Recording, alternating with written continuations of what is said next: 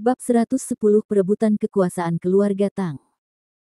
Mereka berdua datang ke aula besar, dan hanya menemukan Miguel Tang yang tengah berkelahi dengan Harley Tang. Sedangkan Harley Tang tengah ditindih di lantai oleh Miguel Tang.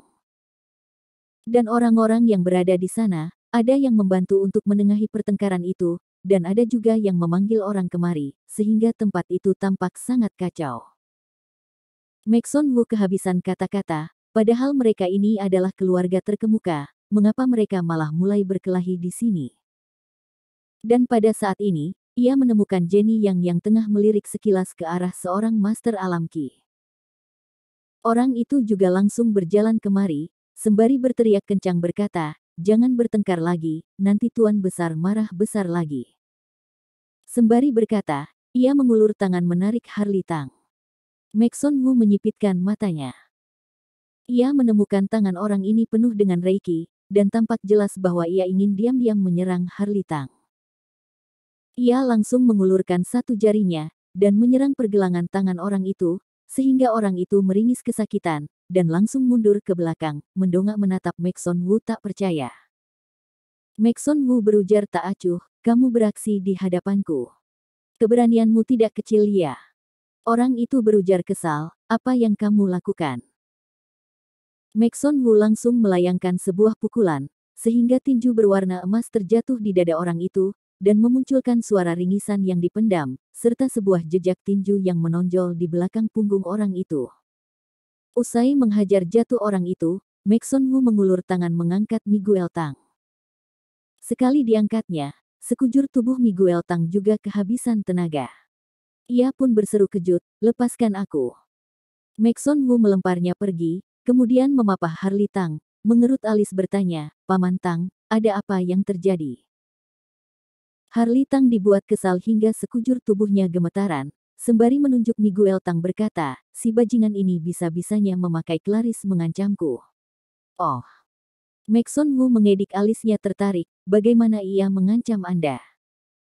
Harley Tang berkata, "Ia bilang, jika aku berani merebut hak kekuasaan Tang Corp dengannya, Claire dan istriku tidak akan hidup lebih dari 3 hari." Miguel Tang memasang raut wajah dingin berkata, "Kamulah yang mengucapkan itu sendiri, aku tidak mengatakannya sama sekali." Harley Tang marah besar dan berujar, "Miguel Tang, akuilah kalau kamu seorang lelaki. Aku beritahu kamu, kalau kamu berani menyentuh keluargaku, aku akan mempertaruhkan nyawaku melawanmu." "Mempertaruhkan nyawamu melawanku? Memangnya kamu pantas?" Miguel Tang menyeringai. Tatapan yang dilemparkannya kepada Harley Tang juga tampak melihat seperti orang mati. Mata cantik Clarice Tang memancarkan pandangan dingin, "Paman besar, apakah Anda perlu melakukannya dengan begitu kejam?" Miguel Tang meliriknya sekilas dengan kesal, kemudian mendaratkan pandangannya kepada Maxon Wu dan berkata, "Master Wu, ini adalah urusan keluarga Tangku, aku harap kamu tidak ikut campur." "Benarkah? Bagaimana kalau aku mau ikut campur?" ujar Maxon Wu datar. Miguel Tang terkekeh pelan, "Beberapa waktu lalu, aku berteman dengan seseorang. Ia itu adalah putra sulung dari keluarga bela diri kuno, juga merupakan God Realm Master. Entah juga, siapa yang lebih kuat, jika orang itu dibanding denganmu." Maxon Wu mengerut alis, "Kamu ini sedang mengancamku?" "Tentu saja tidak." Miguel Tang berujar datar, "Tapi aku yakin kalau Master Wu adalah seseorang yang cukup pintar." Clarice Tang seketika merasakan sesuatu firasat, dan raut wajahnya langsung berubah, "Paman besar, kakek masih hidup, dan Anda ingin menghabisi kita semua." Miguel Tang berujar kesal, "Kalian dulu yang memaksaku melakukan ini. Memangnya menjadi seorang pelengkap itu masih kurang? Tapi kalian malah ingin berebutan denganku. Apakah kalian dapat mengalahkan aku?" Clarice Tang langsung berlangkah cepat ke dalam kamar. Ia menemukan kakeknya yang memasang wajah suram, seperti merasa kesal namun tidak berdaya, dan terlihat sangat murung. "Kakek." Ia memanggilnya, dan berjalan kemari. "Keluar." Orang tua itu tiba-tiba melototinya sekilas. Tatapannya yang garang itu pun persis ingin memakannya. Clarice Tang terkejut, "Kakek, Anda keluar." Orang tua itu semakin menekankan nadanya. Mata Clarice Tang memerah. Sejak kecil hingga besar, kakeknya baru kali ini mengomelinya. Ia pun langsung menghentakkan kakinya kesal, dan berjalan keluar. Maxon Wu yang berdiri di depan pintu juga melirik ke dalam sekilas. Ia tidak menemukan keganjilan pada tubuh Tuan Besar Tang, lalu mengapa sikapnya berubah total. Jalan pikirnya berjalan, kemudian ia berkata kepada Clarice Tang, ikut aku. Pada saat yang sama, ia juga memanggil Harli Tang mengikutinya. Usai keluar dari rumah, mereka tiba di sebuah tempat yang hening dan terpencil. Maxon Wu bertanya, Paman Tang, sebenarnya ada apa yang terjadi waktu kita pergi sebentar? Harli Tang mengerut alis mengenang kembali dan berkata, sebelum kalian pulang, Miguel Tang ada berduaan dengan ayahku selama beberapa menit. Tunggu ia keluar dari kamar, ayahku juga langsung berubah total, dan tiba-tiba menjadi keras terhadapku, bahkan juga mengancamku. Aku tidak dapat menahan amarahku, dan langsung melawannya. Mata Maxon Wu bersinar, kamu bilang, sikap Tuan Besar langsung berubah setelah berduaan sesaat dengan Miguel Tang. Harli Tang mengangguk, seharusnya iya. Jangan-jangan ini ada hubungan dengan Miguel Tang. Maxon Wu berpikir sesaat dan berkata, aku masih belum bisa memastikannya. Begini saja, nanti aku pergi bertemu lagi dengan Tuan Besar, dan coba-coba dulu, apakah ada sesuatu yang bisa aku tanyakan. Clarice Tang menghela nafas ringan, kita juga hanya bisa seperti itu. Di dalam Villa Yunding terdapat sebuah gedung kecil, di mana Harli Tang sekeluarga tinggal bersama di sini. Mereka kembali ke gedung kecil, kemudian Clarice Tang menyeduhkan teh untuk Maxon Wu dengan memasang raut wajah murung. Maxon Wu menghiburnya, tidak perlu terlalu khawatir.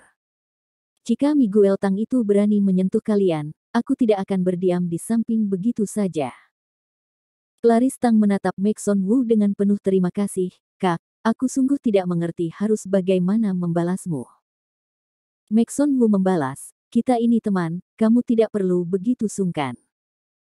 Pada saat ini, Harli Tang malah terdiam di tempat, seperti sedang mengingat sesuatu. Tiba-tiba ia berkata kepada Maxon Wu, Maxon, aku teringat akan beberapa hal. Oh, coba katakan. Ucap Maxon Wu. Harli Tang membereskan pikirannya dan berkata, sepertinya pada setengah tahun lalu, ada sekali di mana ayahku minum-minum terlalu banyak, dan mengatakan hal-hal yang aneh kepadaku. Saat itu, aku tidak menaruh kata-katanya ke dalam hati, dan merasa ia sedang melontarkan kata-kata orang mabuk.